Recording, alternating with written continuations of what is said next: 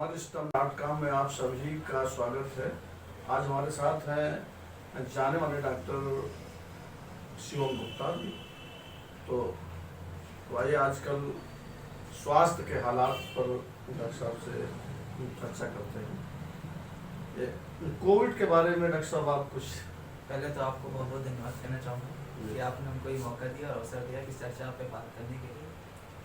तो आप देख रहे हैं कि अभी 2.5 साल से हमारा देश एक कोविड की वजह से जूझ रहा है। कोविड के हालात इतने गंभीर थे बीच में कि देश में एकदम त्राही माही एकदम तबाही का दौर था। लोगों को ऑक्सीजन की कमी, दवाइयों की कमी, सरकारी अस्पतालों में इलाज के दौरान बहुत दिक्कतें जूझ रहे थे। अंत सरकार ने थोड़ा बहुत अच्छा काम किया, लेकिन सरकार विफल रही है। हमारी सरकार बहुत विफल रही है स्वास्थ्य केंद्र में। किस तरह से ये सरकार का क्या फेल्योर मानते हैं आप इसमें? जैसे शुरुआती दौर था तो लॉकडाउन लगाने में देरी की क्या सरकार ने? लॉकडाउन लगाने में देरी नहीं की, लॉकडाउन को गलत तरीके से लगाने में की गलती रही है।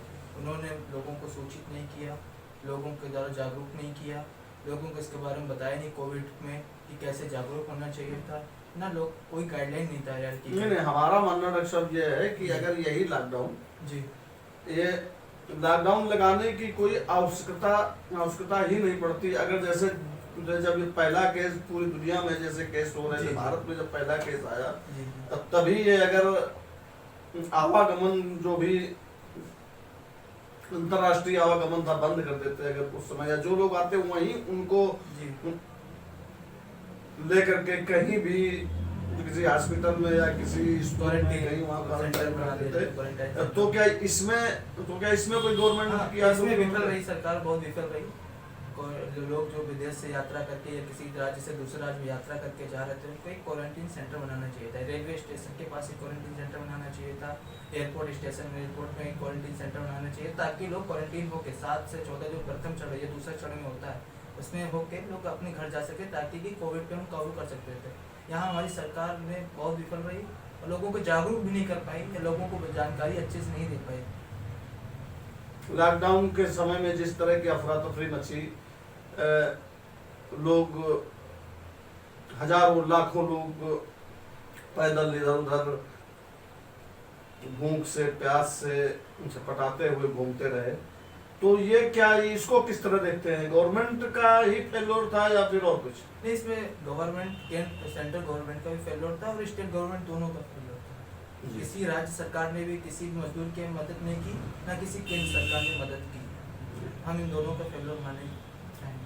अच्छा, जैसे बहुत सारे लोग कहते हैं उस समय ऑक्सीजन नहीं उपलब्ध थी, दूसरे ऑक्सीजन दवाएं भी नहीं थी, दूसरे वेव में ऑक्सीजन की बहुत कमी आई। दूसरा वेव जो आया उसमें ऑक्सीजन की बहुत सारी कमी और दवाओं की कमी, डॉक्टर्स की कमी, पैरामेडिक्स की भी कमी रही। तो ये किस तरह से आप देखते हैं इसको? एक्चुअली कह सकते हैं दूसरा वीक जब हमारे देश में आया उस समय हमारे देश में चुनाव के माहौल थे। सरकार चाहती तो चुनाव को टाल सकती थी और दूसरे वेव पे काम कर सकती थी, लेकिन सरकार ने अपना फायदा देखते हुए लोगों को नुकसान में झेला, लोगों को इस बीमारी के आगे ढकेला और अपनी सरकार को सरकार सत्ता में बने रहने के लिए लोगों का यूज किया।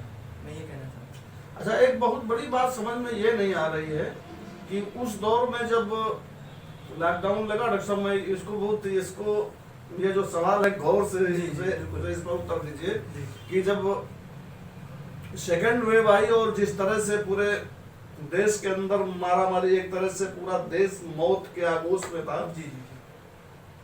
उस समय कुछ आंदोलन चल रहे थे। दिल्ली में किसान आंदोलन चल रहा था और लाखों लोग वहां थे और ये क्वारंटाइन कर रहे थे, सबको अलग कर रहे थे, भीड़ खत्म कर रहे थे, सरकार सब कुछ कर रही थी। वहां पर इतने सारे लोग और उन्होंने कुछ नहीं माना। एक भी आदमी को वहां पे ऐसा नहीं हुआ जो इस बीमारी से डेथ हुई हो। तो इसके बारे में क्या कहेंगे?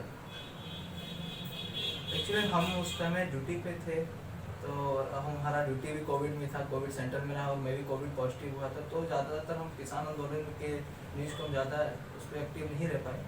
नहीं, मैं उसके बारे में बता रहा हूँ। इसको आप किस तरह देख रहे हैं? वहाँ कोई नहीं मरा, मैं तो उसको बराबर यानी कवरेज में मैं उनके साथ रहा। तो ये कहीं ऐसा नहीं जैसे कुछ लोग बहुत सारी आवाजें उठ रही हैं कि ये सरकार का साजिश का हिस्सा है, तो क्या इस पर आप कोई टिप्पणी करना चाहेंगे? इसको तो हम नहीं कह सकते कि ये कोई बीमारी साजिश कैसे हो सकती है। बीमारी कहीं भी किसी भी प्रकार की हो सकती है। हाँ, बीमारी को रोकने के लिए कोशिश की जा सकती है, जो सरकार ने नहीं की है और सरकार इसमें विफल रही है। इसमें हम दोनों सरकार का मानना चाहेंगे कि केंद्र सरकार भी विफल रही है और राज्य सरकार भी विफल रही है। अच्छा डॉक्टर साहब, एक बात और बताइए आप कि ये सन 14 के बाद 14 में भारतीय जनता पार्टी की सरकार जो आई, इस समय जो है सत्ता में है, दूसरी बार इलेक्शन हुआ, फिर सत्ता में हुआ, तो लगभग 7 साल पूरे हो गए, 8वां साल चल रहा है। तो ये जिस तरह से सरकार कहती रही कि हम ये किया, हम ये कर देंगे, जो अभी तक 70 सालों में नहीं हुआ, तो ये क्या स्वास्थ्य के एक क्षेत्र में कोई उपलब्धि है? जब से हम स्वास्थ्य क्षेत्र में देख रहे हैं तो अभी तो कुछ उपलब्धियां ऐसा नहीं है। हमारे कॉलेज में भी ऐसा कुछ उपलब्धियां नहीं हुई हैं। जितना बजट पहले था उससे बजट और कम हो गया। हम देखते हैं, चाहे रायबरेली एम्स ले लीजिए, चाहे गोरखपुर का एम्स ले लीजिए, चाहे जीएसपी मेडिकल कॉलेज का सुपर स्पेशलिटी हॉस्पिटल जो अभी बन रहा है और अभी तक जो कार्यकाल उसका 2020 अप्रैल में खत्म होने वाला था, अभी तक वो बनकर तैयार भी नहीं हुआ।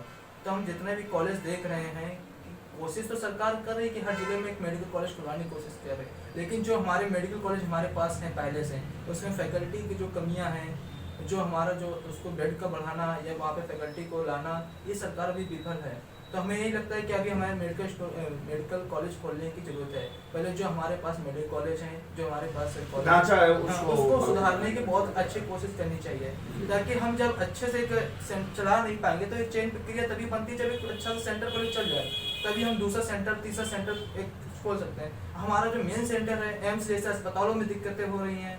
राजकीय चिकित्सालय जो बड़े बड़े चिकित्सालय जैसे हाईलाइट हो गया, बीआरडी मेडिकल कॉलेज हो गया, एमएलएन मेडिकल कॉलेज हो गया, यहाँ अच्छे से काम नहीं हो पा रहा। तो ये जिला चिकित्सालय लेवल पे काम हमें नहीं लगता है कि अभी अच्छा हो पाएगा, और इसमें सरकार को बहुत कोशिश करनी चाहिए और बहुत सुधार की जरूरत है।